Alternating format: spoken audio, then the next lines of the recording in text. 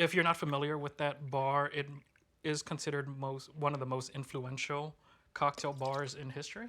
Thank you, Philip. Of course, cheers. Cheers. You know, an artist in a glass. Yeah, appreciate that. Does God want us to make money? Does God want us to help people outside the church? Clearly not Jewish, but okay, go ahead. Right. Who are you? And where are you going? What do you want? Together we'll find the ideal path on the Way to Wow Show with your host, Kevin Bemmel.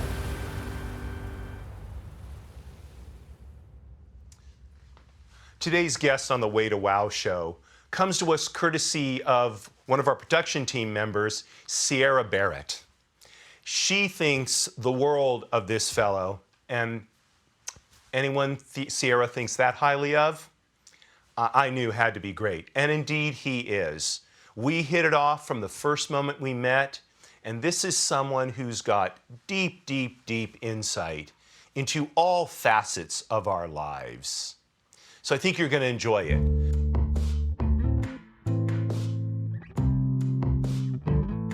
So Philip made this for us. Tell me what you think about thank that. you. Yeah, right?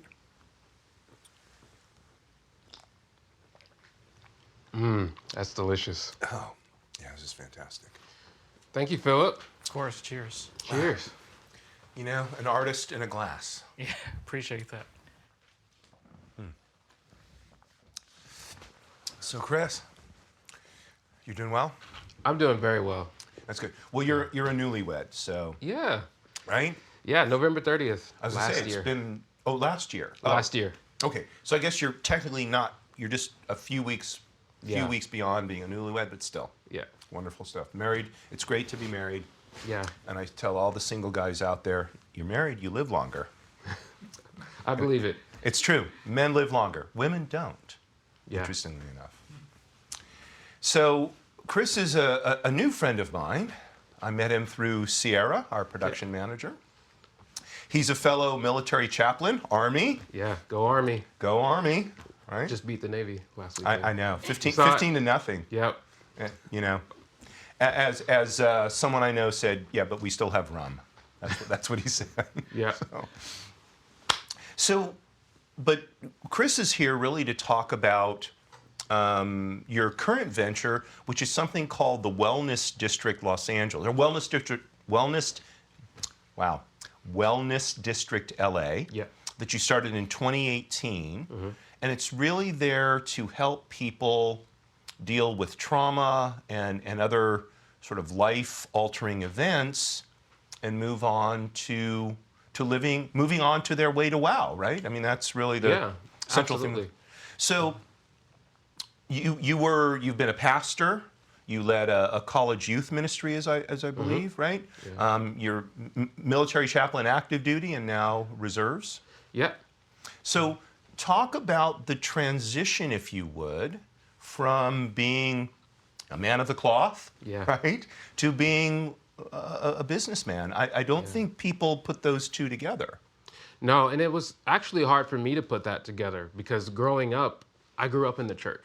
I grew up learning about scripture, learning that, God has this path for you. And I would have people say to me often, like, you're going to be a pastor someday. The Spirit of the Lord is upon you. Those types of things that were said to me. And I was never under the mindset that I needed to work for myself. I always thought I was working for the Lord. And in 2017, I got hired at a church recently. And I stepped into that role. It's what I've been working towards in my entire life almost. I went to seminary school. I led a college ministry when I was 18, 19, and 20. And I had been working towards being the role of a pastor in a church. And when you put on the hat of a business person, they're almost conflicting, right? It's like, does God want us to make money? Does God want us to help people outside the church? Clearly not Jewish, but okay, go ahead. Right. That's a good one. And so for me, transitioning from a pastor who was essentially living off the generosity of a congregation to a business person who had to go out and, earn a living on his own, it was really challenging for me. And I embraced it. I said, you know what, I think this is the next step in the journey. And I'm not discarding what I learned as a pastor or in ministry, but I'm taking that and expanding on it. And what I found was that I love working with people individually and praying for them and helping them through crisis situations, as you said, trauma, life events. But I also knew that I was missing a major piece. And so when I would pray for somebody, they would leave my office, or they would go back to their normal lives and their normal routines, and they would often come back with the same issue. And I started to question, what is the root cause of this issue? And in order for me to help them explore it and for me to explore it myself, I had to step outside the framework of the church context and look at things like diet, exercise, nutrition, upbringing, trauma, things like their mental health, things like whether or not they were have a mentality that was given to them at a young age that they haven't broken free from. And so it led me to look into things like psychology and psychiatric care, but also brain mapping. And so I started to discover all of these different modalities of helping people heal. And when you open that door, does it swing open? It swings open pretty wide. And so it opens up this floodgates of information that you can get in the wellness industry. And so what I do is I try to help people through that wellness industry. So I mean, it's so interesting what you're saying. When I was deployed on shipboard, I would say probably half the counseling I did was actually financial counseling. Yeah. Because people would come to me, and a sailor would come to me, or a Marine, say, I feel awful, chaplain. And when you peel that onion back, what it came down to was they were in debt, up above their ears. Yeah. And so I ended up teaching a class in personal finance. Yeah. And funny enough, the ship's chaplain, so he's like, you have more people at your personal finance class than I get for church services. Yeah. And I said, well, I'm not sure anybody really wants to talk about God when they're worried about where they're going to live and how they're going to eat.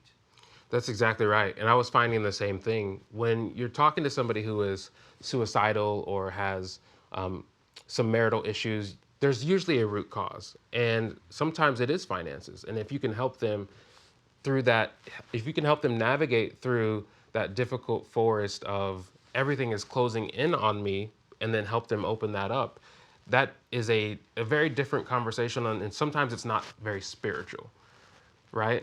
And so as a chaplain myself, I've walked with people through those conversations and found that I was actually very interested in why they were suffering the way that they were. So, this is interesting.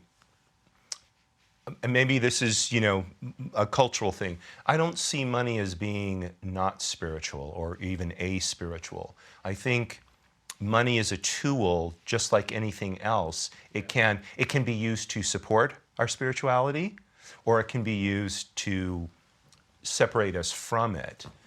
So I think it's somewhat contextual, but I absolutely hear what you're saying, and a lot of people definitely see it that way. So, bridge for us going from this recognition to then starting your business, Wellness District LA. Where was that spark of sort of I don't know, entrepreneurial zeal, perhaps? Yeah. So I can pinpoint the day that I felt that spark, and it was on a drive up to the Northern California area. I think it was Santa Clara Valley.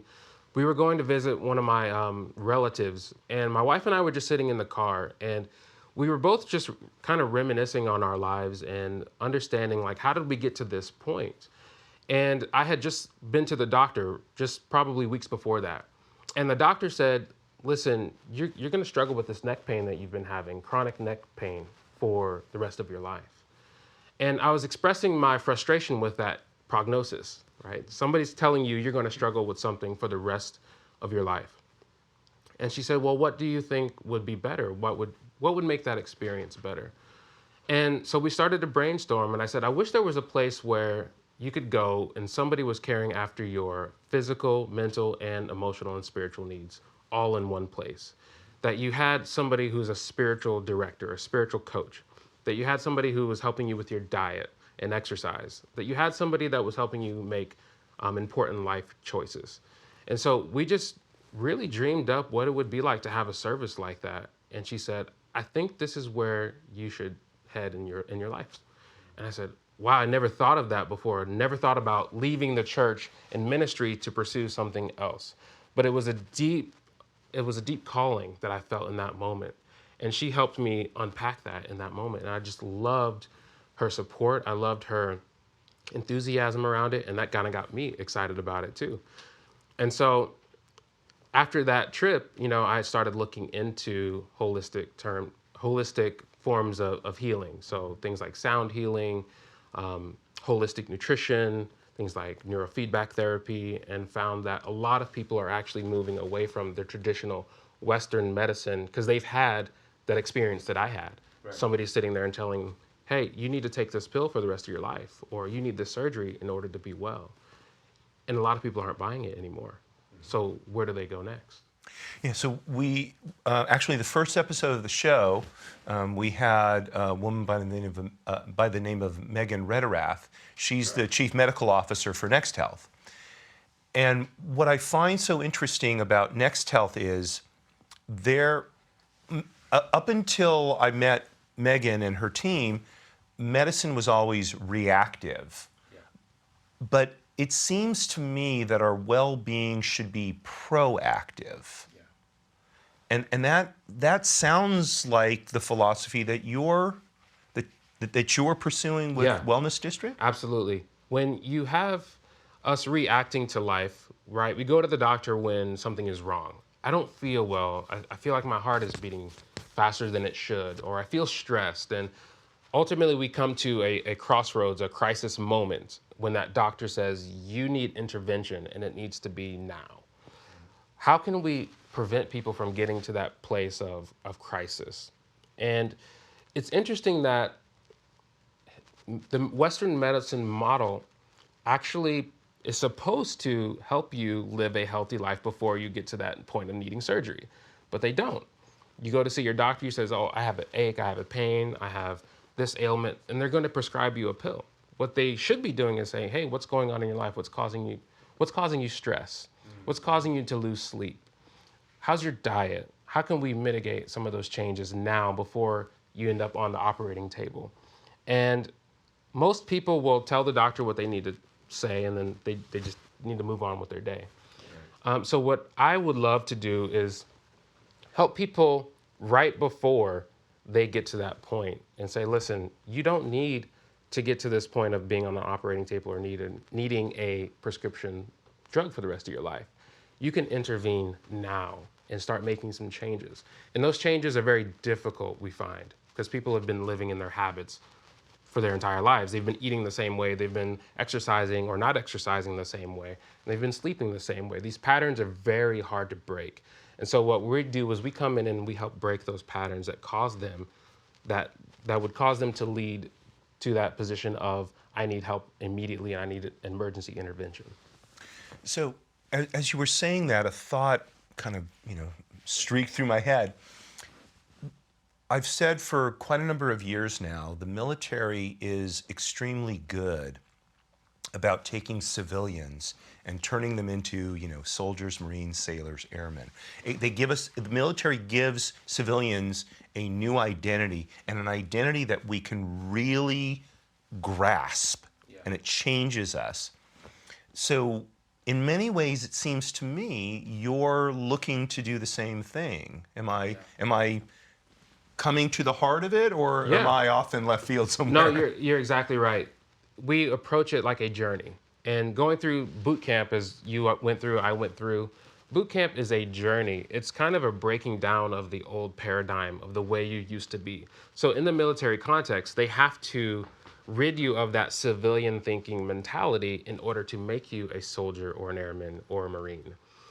And they put you through a process of tough tasks, challenges, mental stress, emotional stress, and they do such a meticulous job of breaking down those things that would cause you to react the same way you've always reacted.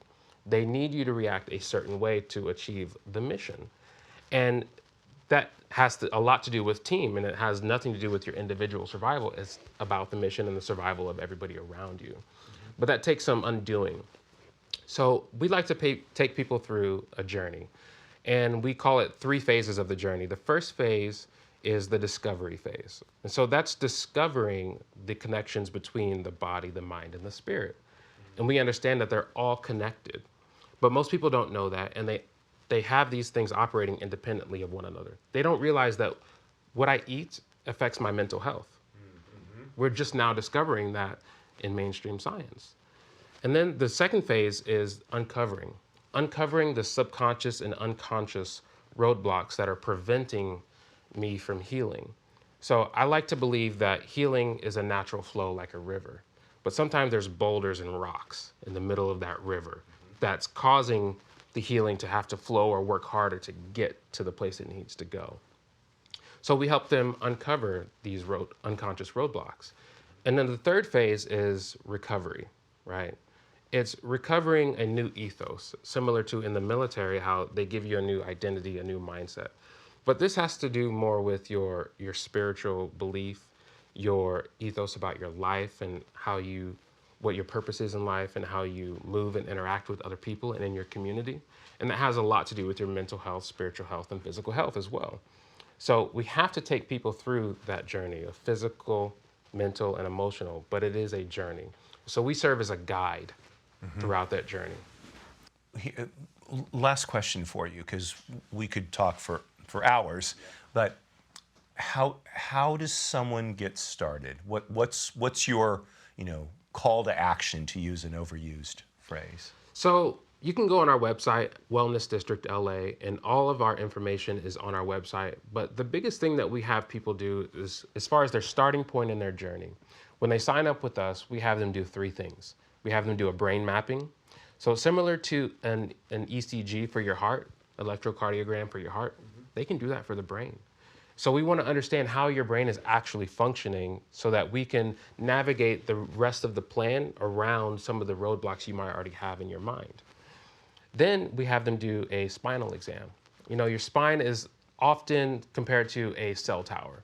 If the signals from your brain aren't getting to the rest of your body because there's a breaker or something that's not as strong as it should be in the spine, then you're not going to heal the way that your liver or kidney or intestine needs to heal. It's very important that we look at the spine. And then we also have blood work done. So we go through integrative medicine doctors such as Forward Health or places like Next Health to get a full blood work panel.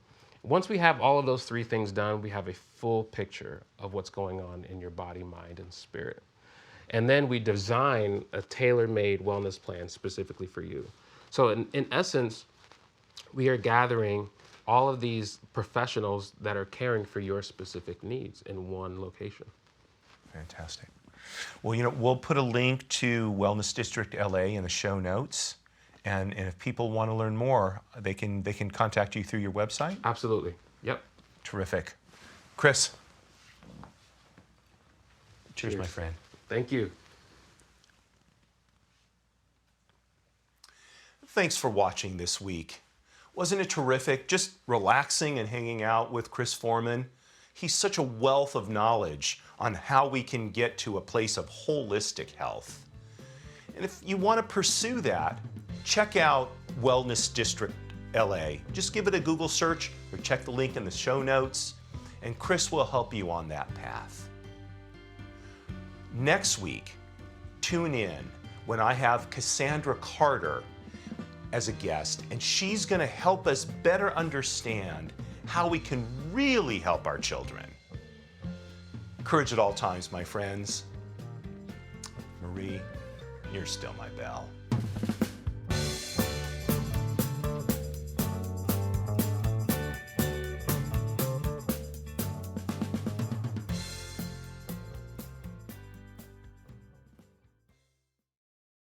This podcast is a part of the C-Suite Radio Network. For more top business podcasts, visit c-suiteradio.com.